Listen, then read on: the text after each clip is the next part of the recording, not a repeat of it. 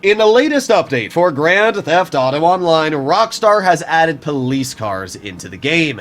In front of us, we can see a fairly stock standard police car with the normal black and white colors, and on the roof, we have a fairly basic light bar. This is one of two options that you can normally get. We have the old-fashioned light bar, which is just a big old tall light bar, and then we got the slim one, and I really like this one. However, what if I told you that there is another light bar option that you can get your hands on? If we go to manage vehicles and we request my personal Stainer LE Cruiser, we can see the other light bar that you can get your hands on.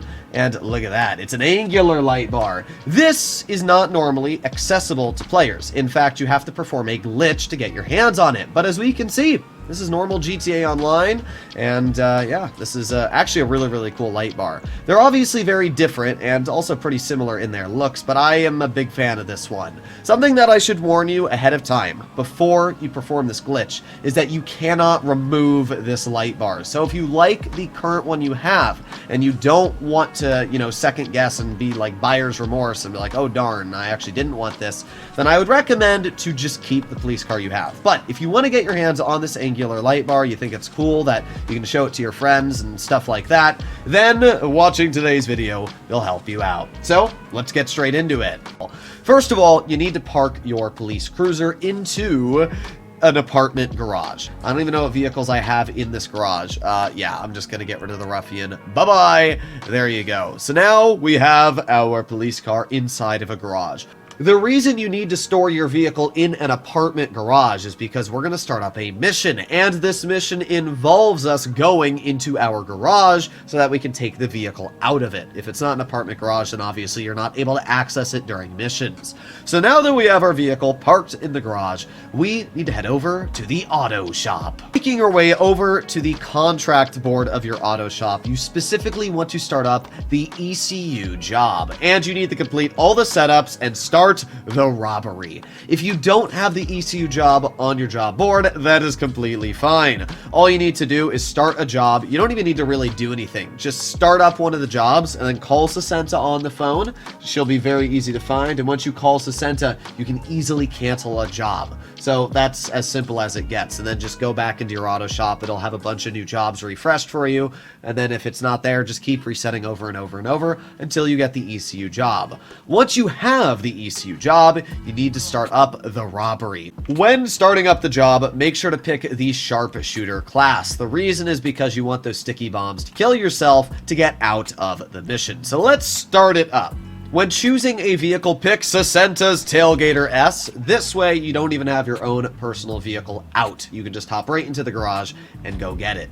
So, as we can see, we are now in the ECU job. And what we're going to do is set our waypoint right to my building. I think it's like right around the road here, so let me go head over to it. As you can see, we are now at my own personal apartment. So, we just need to hop right into the garage, which we can see is super simple. Just run into it. Now, we have my personal police car. So all we have to do is pull out our police car, and it's going to be able to be driven as our own personal vehicle. So you can see we got Sasenta's car off to the side and my police car. So all we have to do is damage my police car. So pull out the SMG that you have from the sharpshooter class and blast it. Pretty dang easy, you know, just give it some damage here and there. Nothing too crazy, but enough that now we can go into the interaction menu and we can do quick fix with our support crew. It's going to cost you $5,000. Now we're going to have a little support crew fix thing, and we can see it spawned actually quite far down, but we're going to go head over to this fix station, and it's going to give us a second light bar. And there you have it. You can see the light bar right on my vehicle. So now our police car has two light bars. Now this is kind of the glitch. We're almost there. So now that we have both light bars on our car, all you will need to do is head back over to your garage and drop that car right back in. This is going to save the light bars on the roof. At this point, we're almost done. Now, leave your vehicle, exit the garage, and pull out those sticky bombs that we had for the mission. And we're just gonna do this. Yeet! Okay, well, I guess that sticky bomb was too far from me. Let's try that again. Yeet! Okay, that time it actually ended up working. Okay, so we've killed ourselves once. Now we just got to pull out one more sticky bomb and finish ourselves off with the second one. So now the mission has been failed. But this does not matter because we are already done. So at this point, we just need to leave. It's going to obviously give us the opportunity to continue. We don't want to restart the job, and it should be on our car. So let's go head over to our garage and find out. We're going to spawn right next to it anyway. So a quick hop, skip, and we'll be there. And as we can see inside of my apartment garage, the light bars are still both on the vehicle. Now you have two options at this point. You can leave the current light bar that is on it, which is too glitched into each other. Here, let me get a better view of it. It's kind of weird. Personally, I'm not the biggest fan of this, but there are definitely people out there that will like a glitched light bar like this. So if you're kind of into that, then yeah, I mean, that's pretty easy. Your steps are already done. But if you want to remove the light bar, it is also very easy to do. All we have to do is make our way over to Service and Vehicles and request our Avenger. For any of you that don't own a police car yet, you cannot customize this vehicle inside of Los Santos Customs. So let's head over to our Avenger really quick, which should just be a fast drive down the road here, and it should give us the option to remove one of the light bars while keeping the other, which is actually really, really cool. I'm a big fan of this light bar as well. I definitely think it's the best looking out of the three. I honestly think that all three light bars are cool, but here we are, entering our Avenger and waiting for it to load us in, repair the vehicle.